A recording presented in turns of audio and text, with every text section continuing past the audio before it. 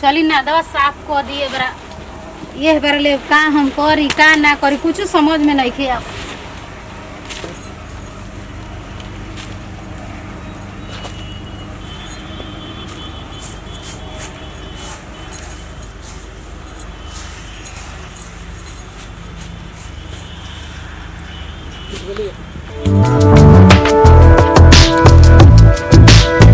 Phone आ गई। अच्छा ठीक है। हेलो हाँ प्रणाम।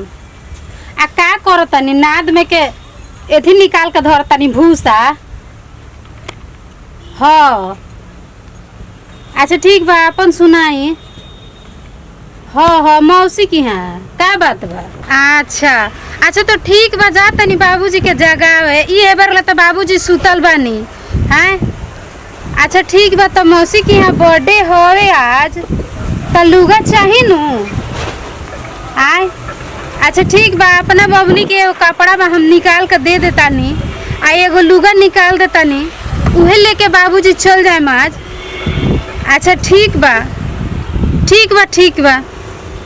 का जाने गुंगा कहाँ गइल बड़े हमरा केहू के पता नहीं खे। बाबूजी सुत के उठनी उठबे ना कहनी आ गुंगा सवेरे से न पते बानी। अच्छा ठीक बा प्रणाम। ठीक बा जा तनी बुढ़वा के जगह का जाने मोर और गइल का दनी जी ये बार ले उठत नहीं खे हैं। का हम करे बुढ़वा एकदम पीर के रख देले बा हमरा के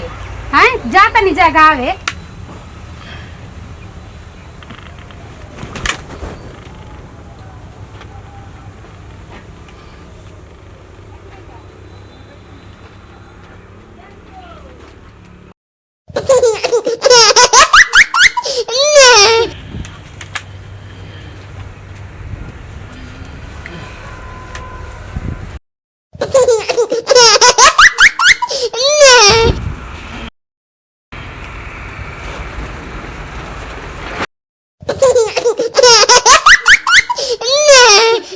बाबूजी ए बाबूजी ओ अब का हम डीजे बजा के जगाई मने बुढ़वा के। बाबूजी कम से कम इंजन में तो तोपली तो उनको लाज शर्म नहीं के घर में बेटी को तो दिया केगा सुतल जला केगा ना। बाबूजी अरे कम से कम हो तोपली हाय। बाप रे बाप ई बुढ़वा मेरे पागला रवा सुन तनी उठी रवा गुंगा के भैया फोन कइले रहनी है जन्नी गाना रात सुते थे माने कोबले रवा सुते रवा बुझात नहीं खे। अबे कब तेरे ससुरे में सुता तेरा नींद लागत है पूरी यार बस सपना में जोले। बाप रे बाप बुढ़िया सपने में बुढ़वा बतिया सुन उठी ना की कहते रे ती कहत है बतिया नहीं खे सुनत रवा ओखरा ना के सुत जतानी। कई दिन के बाद बूढ़ी सपना में आ रखी है रे। हां त सपने में आ रही है त जाई का रे मौसी के यहां से फोन कइले रहनी है गुंगा के भैया के लगे तो उहा के हमरा लगे फोन कइले रहनी है। आज रवा साली के पोती के बर्थडे हो तो रवा जाए के बा जल्दी। कब जाए कह रे आज शाम के जाए के बा बर्थडे है। हां बर्थडे हो तुम खियाया तनु रे भर पेट ए जा सुता रही तो भर पेट भेटा जाई त खियाया तनु भर उठे मुंह हाथ धोएम नहाएम खाएम अरे जाए। त बर्थडे कब से होता है। बर्थडे शाम के होला। शाम का होता है हाँ कि दिने दिने रे दिने दिने ना होला है चश्मा उतार के ना पहले फोन से पूछ दिने दिने होता है तो जाम तो ना जाए। दिने दिने बर्थडे ना होला बर्थडे शाम के होला। शाम के केक आवेला पूरा हित लोग आवेला लइकन के सजा बजा के ओकर बाद से केक काटाला। तम का जाबाई तो कब आबाई रे कब आवे समय के चलिए कितना दूर बा छपरा से आवे में। छपरे वाली का है रे। हाँ छपरे वाली के होई। आयो माँ यही से बूढ़ी के याद आवत लगा का रे। हाँ वही से नेता देवे आए रही है सपना में। तो ठीक है रे तो यही ना चाहिए रे कुछ लेकर जाएगा बस। सब हम सर याद देतानी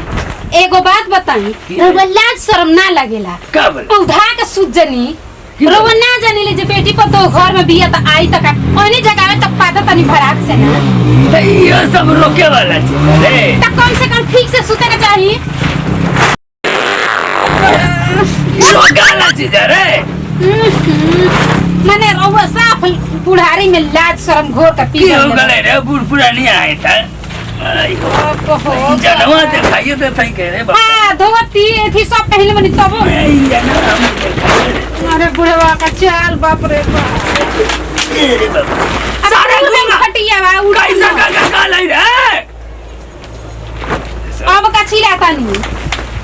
मैं तने अब जाए तैयारी होत है हो चलो मैं जाते ले आए कर ले आई दम हम लिया दे तानी पर वो उठी पहले बाकी खियाता है न रे हैं तो बोला वाला काय खातिर बानी अब हमके गाँव मालूम है खियाता है तब न जाए मने रहुआ नहीं खे जाने जब बर्थडे में खाना बनेला केक आवेला तो रहुआ के बिना खियोले भेज के तो हमार साली भी फोट पे देखिए हां तो जान तब न तो सुधर ही पास आके एगो हेते बड़ा लाठी लेके घूमत रहे तो तोर का जाता रे कतल ले लेता तनी हिसाब से ली तो ये के बारे में ये के बारे ले लेता नहीं कम से चल जाई तो जो लिया रे मैं तो परेशान कर अरे बाप रे बाप बाबूजी पूरा गुड़वे हमर तूर देले कैसे रोत है रे उठ सुत के रहुआ हमरा के लाठी से पीटत रहे नहीं रोवा जाए जिसे मैं गोड़ तूर दो नहीं तो रोवा पहले सामान वाली आवा आज ही हमार सामान वाली आवा तब जाता है ले आवा सामान वाला हो जल्दी से सामान वाली अबे लेके आई हां लेके आ जल्दी रे पूरा गोड़ा मर तूर देनी बाप रे बाप लेके आवा आज घूम ये सारे ही कैसा गिरत है रे हैंग रहा तू ससुरी सब टूटे गए हां तूर करके धवा दे फटिया बा ले आ जल्दी रे अंदर गलवा में ससुरी बढ़िया जल्दी आ ले कम जाइयो एक सासी चिल्लाए लागे लेके आवत न बनी जल्दी लावा मैं परेशान का रख ले आ गूंगा गाना गा रहे मार हर गल का हैं ओकरा गुंगाई में आग लगो बुढ़वा मेरे के मने का हम कोही एकरा के एकदम जल्दी आओ। बुढ़वा ले रे अब हौ काहे खातिर बटोर लहनी हैं हौ काहे खातिर बटोर लहनी बाबूजी हौ का बटोर लहनी ये बिछा के बैठेंगे रे बाप रे बाप माने उनका घरे बैठे वाला रखे जो बोरा छठी लेके जाता नहीं ले हई दे रे जाते हैं सब है मायनू रे हां सब यही में बाले अच्छा ले जाते हैं आसाम शिकायत होई फेंक दी होने करी शिकायत ना होई दे तब जाता है गूंगा के बुलाए के हम गैया उतार दे यही बेरा के गैया के टेंशन रही तो तू हाय ओ माय गॉड हे पर किरी ना गले रे 12 बज गई का हां जल्दी जा जात लेट हो जाई जाते हैं दिने चले हां गूंगा से कहिए काम धंधा करे ले दिने केगा चली आइबो तनी लेट होई लेट होई तो शाम के बर्थडे हो जाती नहीं का होते का ने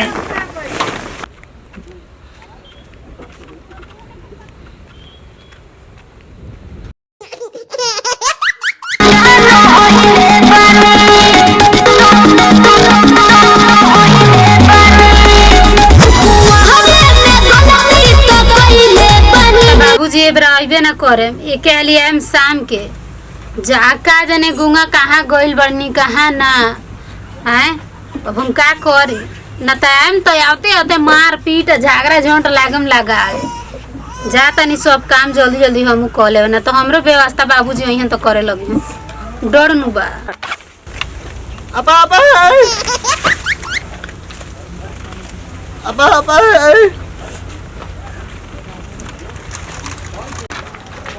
कहाँ गई रहनी है गुंगा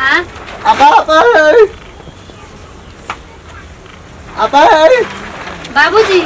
बाबूजी घरे नहीं थी गइल बनी छापारा मौसी की यहाँ शाम के आए जाई जल्दी जल्दी सब काम कर ली न तो रहुओ के हमरो का शाम टाइम तो पीटे लागे शाम के यहाँ राती खान काम सब द्वार पर के करी हो गाय के खियाई हम जाई वो हमरे का साजिए तू हमरे का साजबो अच्छा काम कर जाता रहो तो जब बाबूजी आएम नु आ झगड़ा करे हमरा के मारम लाठी से तो हम कह दे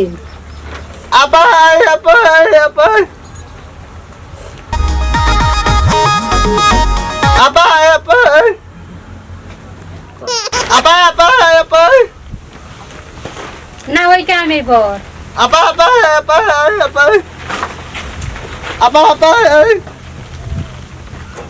ठीक है बा एबरा बाबूजी जब आवता रे तब बताओ तनी आ कह दे तनी हम हूँ आ हमरा से जब लाठी से योहिन बाबूजी मारम तब हम बताए जा तनी हम ही अब करे का करे ना कोहरा पीछे ना पोहरा हो जाला के का करें ई दोनों के दोनों हमार के एकदम दिमाग हमार सनका के रोक देले बड़स अब सब काम हमरे करे के पड़ी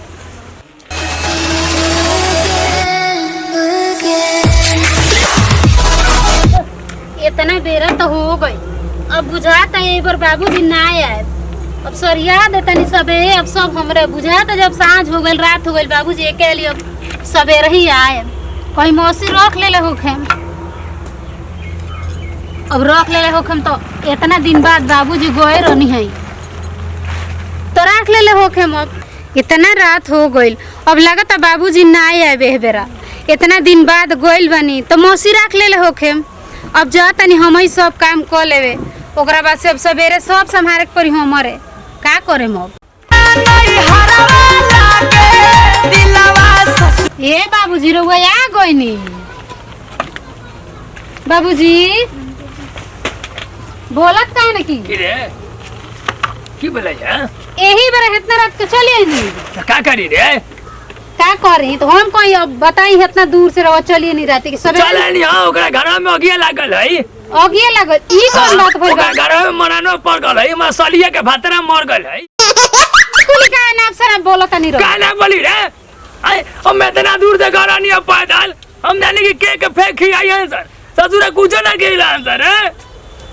कुछ ना खेल रहुआ वो जे ड्रामा कोनो नहीं लगा दनी है ड्रामा का कनी यार हम बैठे रहनी कुकुर मती ससुर चलाओ दिल्ली का हमरे भी खत्म हो गला यार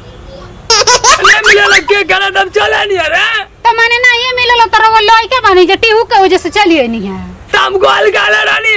अच्छा नेवता दोनी है सामान देलर नहीं तो हम देनी है रहुआ काय दी रे जब ने खिए लगा तो काय दी लेके चली आले हे भगवान ई बूढ़वा एकदम माने अब का हम कहि रो कितना शिकायत होई होई जी का से का होई रे ससुरी हम गाने खाए खाती कहेंगे कहलिया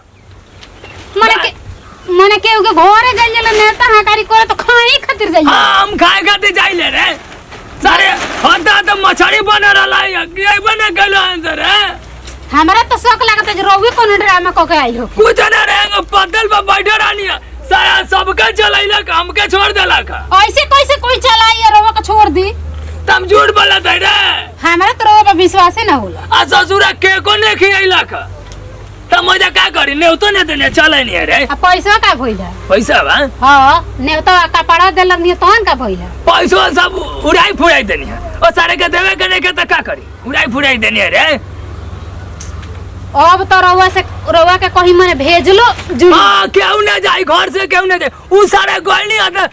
कुत्ता माती खड़ा रहनी है कि हंगे तने हमके दे दी के कम में से त खाई ले त ना देला करे ओकरा घर में मराने पड़ जाए ओकरा घर में अगिया लग जाए को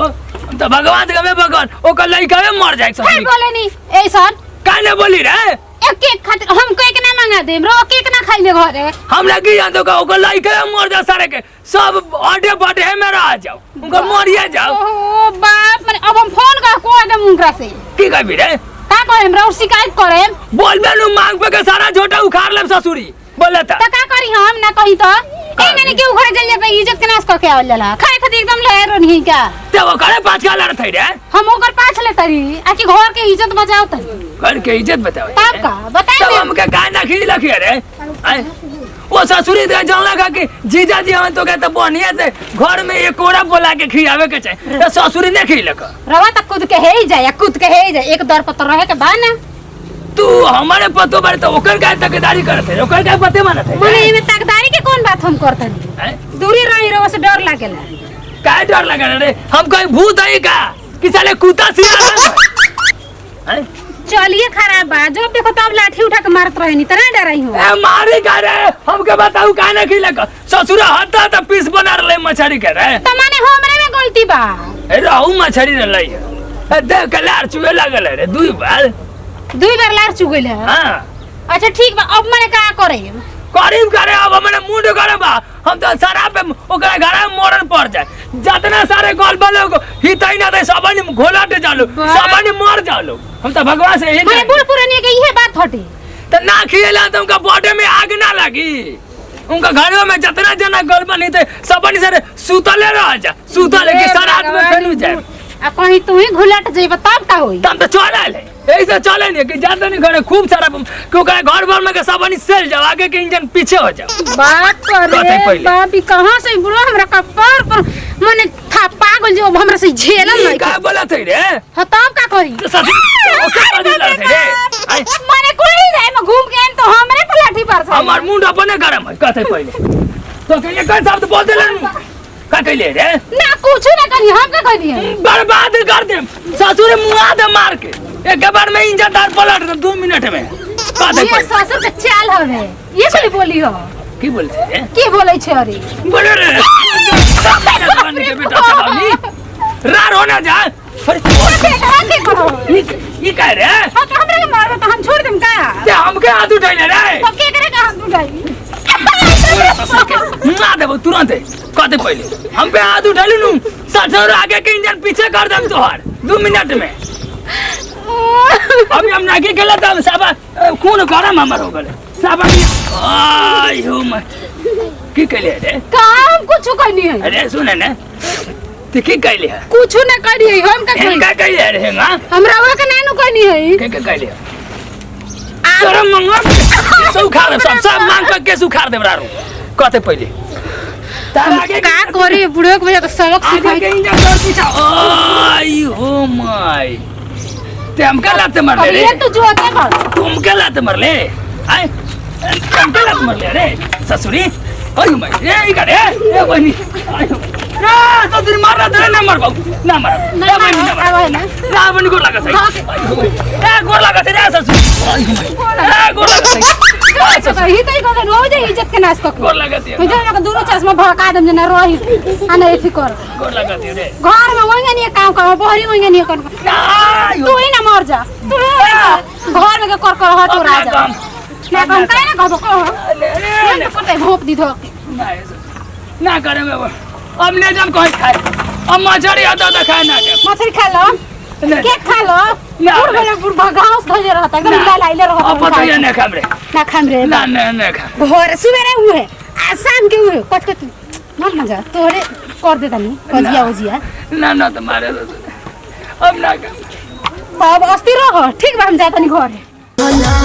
कोरा में धोला नमस्कार प्रणाम हम कॉमेडियन अलबेला बाबा तमाम भोजपुरिया समाज के गोर छू के गोर लागत हई हमनी के ई छोटा टीम के कॉमेडी है रोबलो के वीडियो कैसा लागल हो